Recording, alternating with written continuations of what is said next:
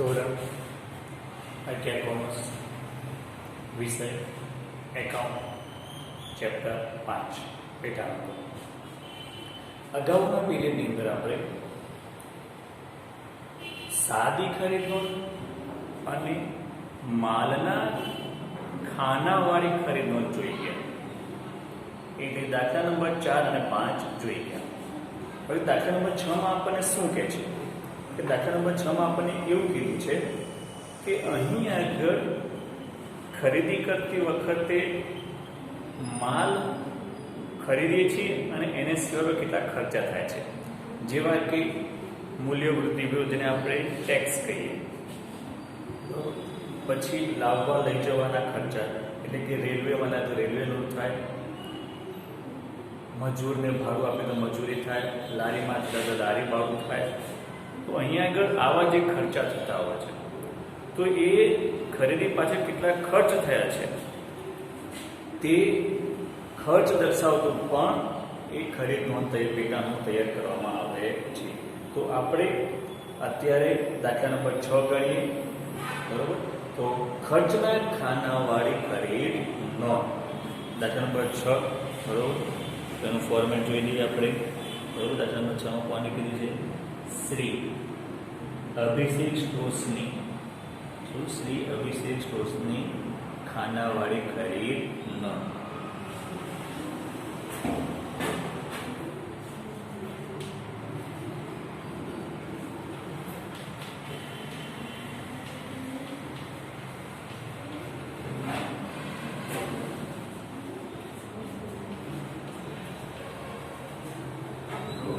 બરોબર. અહીંયા આગળ તમને કીધું જેવી રીતે આપણે માલના ખાના પડે છે એવી રીતે અહીંયા આગળ ખર્ચના ખાના પાડવાના છે, બરોબર. પણ એક વેપારી વટાવ બાદ કર્યા પછીની કિંમત માટેનું એક ખાનું અલગથી અહીંયા પાડવાનું છે, જે પહેલામાં આપણે નહોતા પાડતા, બરોબર. તો આ ફોર્મેટ જોઈ લઈએ આપણે.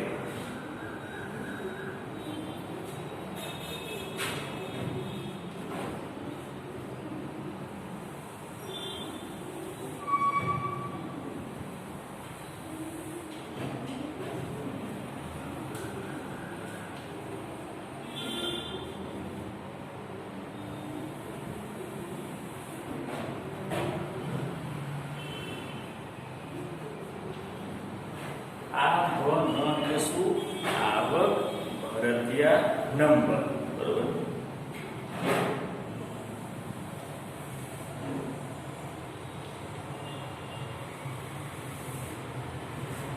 આપણે શું ખાતાવાળી પાના નંબર આ આવે કે ના આવે, દરેક વખતે આપણે જોવાનો છે.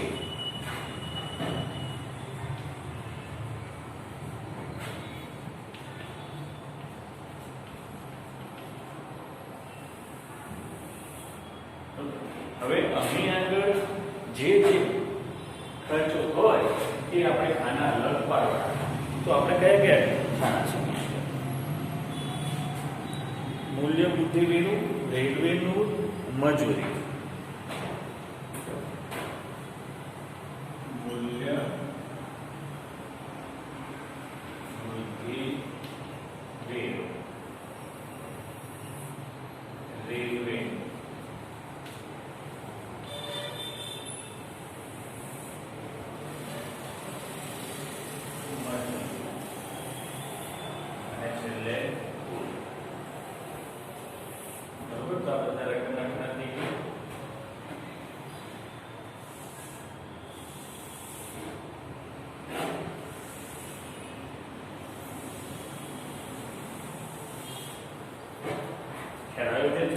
જોઈ લો એકવાર ધ્યાનથી કયા કયા ખાના આવ્યા છે તે.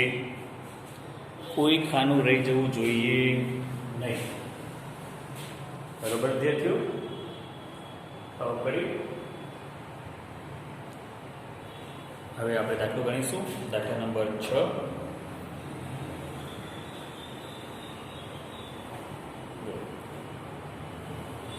અહીં શું કીધું છે? અભિષેક સ્ટોર્સ જે લોખંડનો વેપારી છે તેમના જો આપણે ખર્ચની નોંધ સહિતની ખરીદનો તૈયાર કરવાનું કીધું છે. આપણે ખર્ચના ખાના તૈયાર કરે આટલા પ્રકારના આપણે ખર્ચ કરવામાં આવે છે. પહેલાં કીધું છે 1 એપ્રિલ 2015 એટલે 1/4/15 સાહડુક સ્ટોર્સ પાસેથી 50,000નો માલ 10% વેપારી વટાવે ખરીદ્યો. બરાબર. મૂલ્ય વૃદ્ધિ વેરો 5. તો સૌથી પહેલાં તો આપણે વેપારી વટાવ બાદની કિંમત નક્કી નાખવાની. કઈ તારીખે? 1/4/15 શ્રી સાહડુક સ્ટોર્સ ખાતે. બરાબર.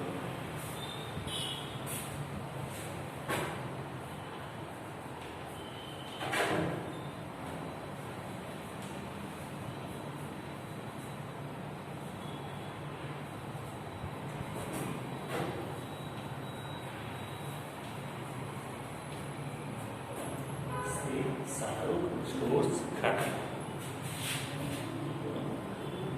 50,000નો માલ છે, 10% વેપારી વટાવ છે. એટલે 50,000 ના 10% એટલે કેટલા થશે? 5,000. તો એ બાદ કરીને રકમ લખવાની. એટલે કેટલા હશે? 45,000.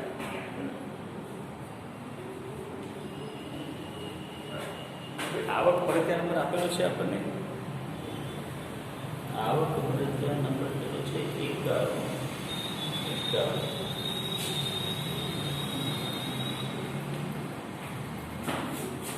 બરોબર.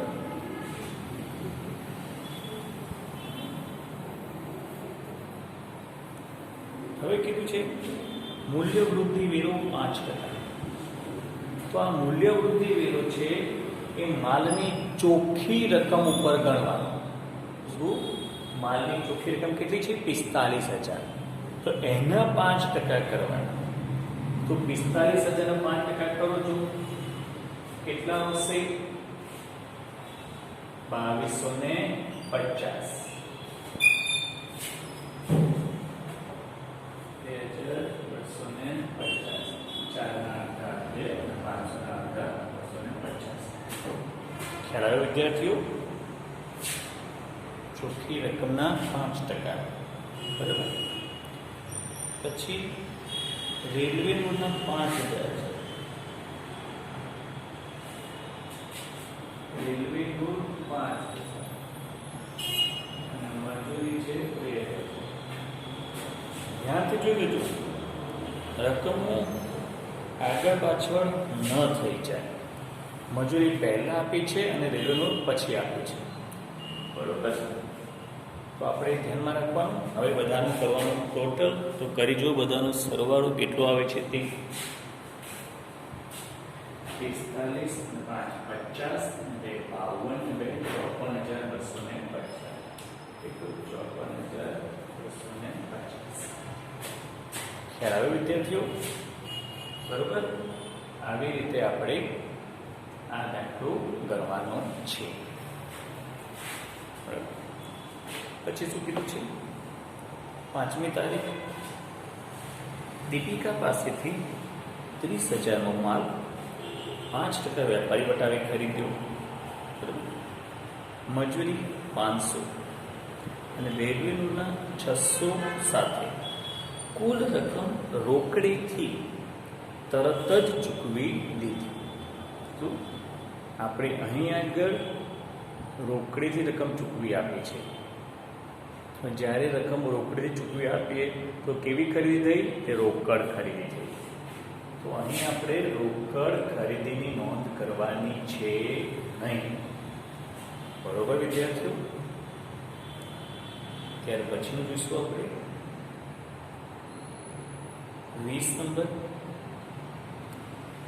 20 તારીખ ₹40,000નો માલ અમિતાભ પાસેથી 10% વેપારી વટાવી ખરીદ્યો. જેના મૂલ્યવૃદ્ધિ વેરાના 5%, મજૂરીના 1,000 અને રેલવેના 2,500 લેખી બિલ નંબર 251 મળી. અમિતાભને અડધા નાણાં તરત ચૂકવી આપ્યા. અહીં અડધા જ નાણાં ચૂકવ્યા છે. એટલે આપણે શું સમજવાનું કે પૂરેપૂરો વ્યવહાર ઉધાર છે તેમ સમજીને નોંધ કરવાની. બરોબર? તો અહીં તારીખ 20 શ્રી અમિતાભ 20 તારીખ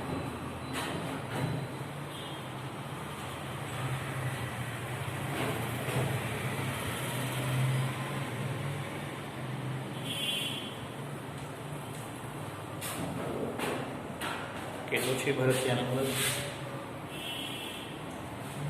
251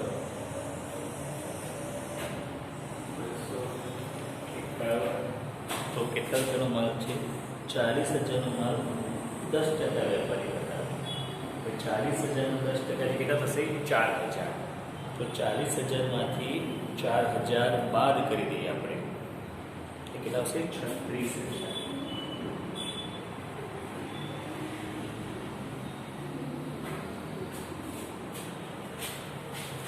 પછી કીધું છે મૂલ્ય વૃદ્ધિ વેર તો એ કેટલા ટકા કીધું છે તો અહીં મૂલ્ય વૃદ્ધિ મૂલ્ય 5% કીધું છે તો અહીં 36,000ના 5% તો કેટલા આવશે 1800 5% કરવાને આવશે 1800 પછી કીધું છે મજૂરીના 1,000 અને રેલવેના 2,500 મજૂરીના 1,000 બરાબર ખ્યાલ આવ્યો હવે આનું કરીએ ટોટલ આપણે તો 36 37 38 39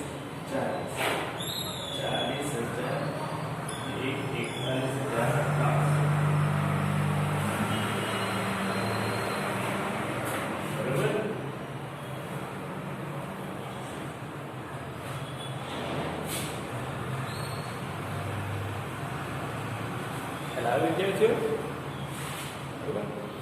પછી 25 તારીખનો તો શું કહે છે ₹35,000નું યંત્ર એક માસની 7 પર પૂજા પાસે ખરીદ્યું યંત્ર ખરીદ્યું તો તમને ખબર છે યંત્ર ખરીદીની નોંધ થાય નહીં મિલકત ખરીદી નોંધ થશે નહીં ત્યાર પછી શું કીધું છે તારીખ 30ની અંદર શું કહે છે તારીખ 30માં આપણને કીધું છે શ્રી અનુષ્કા પાસેથી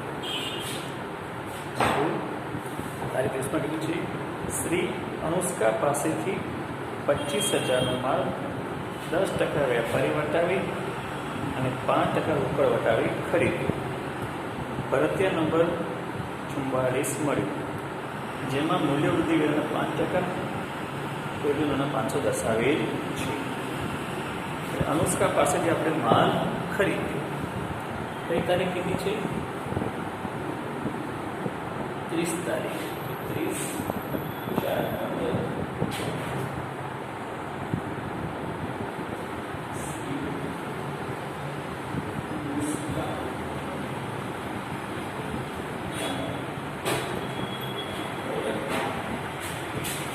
નંબર છે 44 કેટલું 44 નંબર 44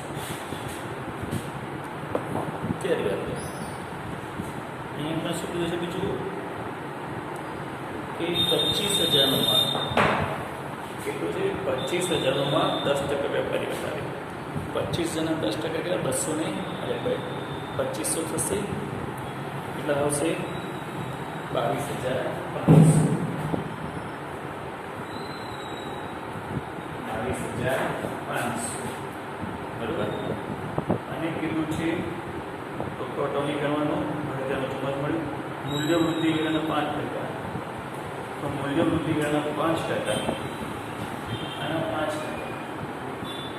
એટલે 5% બરાબર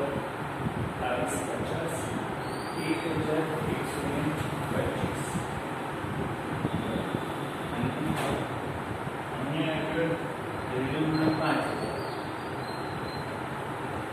મજૂરી છે નહીં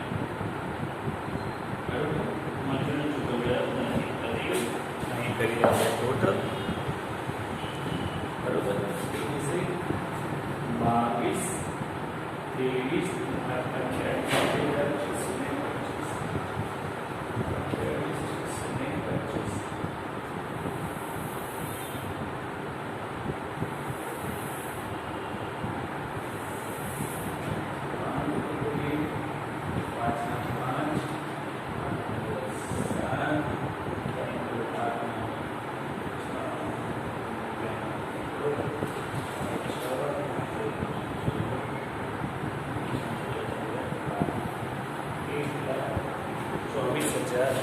24,175. આ શું થઈ?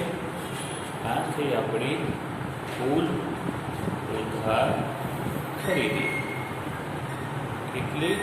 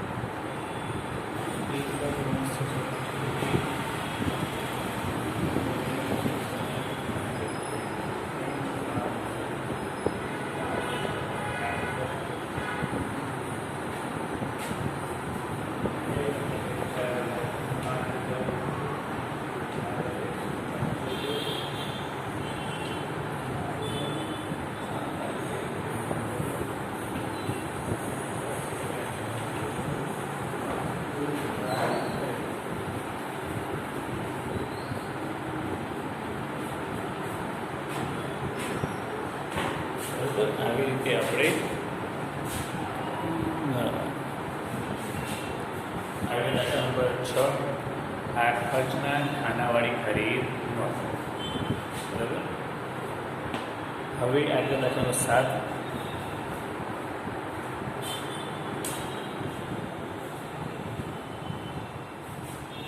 તો જો હવે દાખલા નંબર 7 તો દાખલા નંબર 7 માં આપણને શું કીધું છે?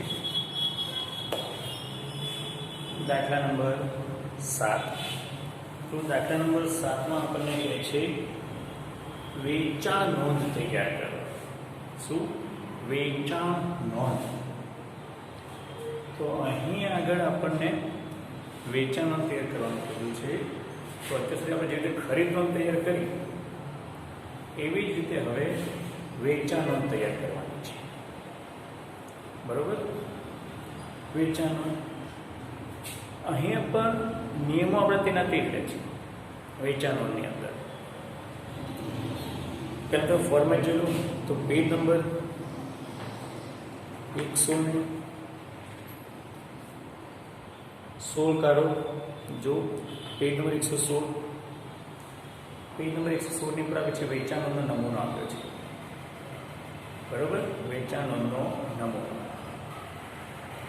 સાદી વેચાણ નોંધ. અહીં પણ માલના ખાનાવાળી અને ખર્ચના ખાનાવાળી વેચાણ નોંધ તૈયાર કરવાની આવશે. જેવી રીતે આપણે ખરીદ નોંધ તૈયાર કરી તેવી જ રીતે, બરોબર. તો અહીં આપણે વેચાણ નોંધ, તો વેચાણ નોંધના નિયમો પણ એના એ જ છે આપણા, કે માત્ર માલનું ઉધાર વેચાણ કરવામાં આવે. શું? માલનું ઉધાર વેચાણ કરવામાં આવે તેની જ નોંધ કરવાની છે. મિલકતનું ઉધાર વેચાણ કરીશું તો તેની નોંધ કરીશું નહીં. શું યાદ રાખી લો? મિલકતના ઉધાર વેચાણની નોંધ કરવાની છે નહીં, માત્ર માલના ઉધાર વેચાણ. બરોબર. બીજી વસ્તુ, જ્યારે અડધો વ્યવહાર રોકડ હોય, એટલે કે અડધા માલના નાણાં મળ્યા હોય અને અડધા માલના નાણાં મળવાના બાકી હોય, તો એ વખતે આપણે એમ સમજવાનું કે પૂરેપૂરો વ્યવહાર ઉધાર છે તેમ સમજીને આપણે નોંધ કરવાની. શું? અડધો વ્યવહાર ઉધાર અને અડધો વ્યવહાર રોકડ હોય તો આપણે શું સમજીશું? કે પૂરેપૂરો વ્યવહાર ઉધાર છે તેમ સમજીને આપણે નોંધ કરીશું. બરોબર. તો હું તમને વેચાણનો નમૂનો બતાવું. વેચાણનું ફોર્મેટ દોરીએ આપણે. કેવું છે વેચાણનું ફોર્મેટ? જો તમે વેચાણનું ફોર્મેટ, પછી આપણે દાખલો ગણીશું.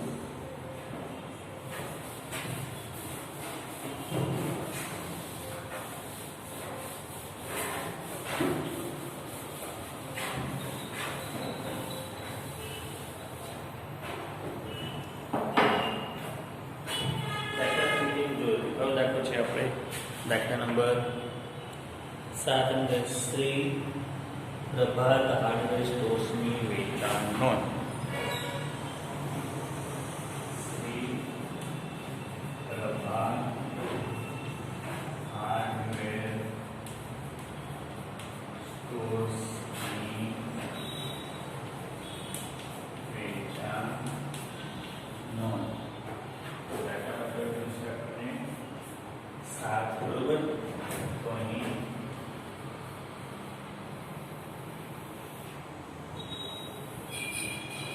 અત્યાર સુધી આપણે વેપારીનું નામ લખતા હતા, પણ આપણે વેચાણ કોને કરીએ? ગ્રાહકને. તો આપણે અહીં આગળ વિગતમાં વેપારીનું નામ નહીં પણ ગ્રાહકનું નામ લખવાનું. શું લખવાનું? ગ્રાહકનું નામ.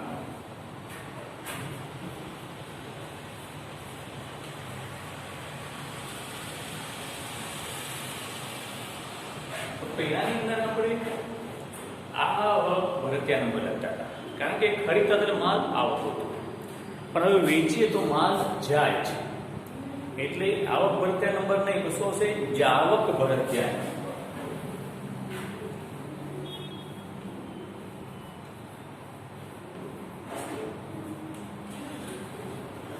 અહીંયા આગળ જાવક ભરતિયા નંબર અને અહીંયા આગળ ખાપા એનું કહી જશે ખાતા વહી પાના નંબર અને છેલ્લે આવશે રકમ.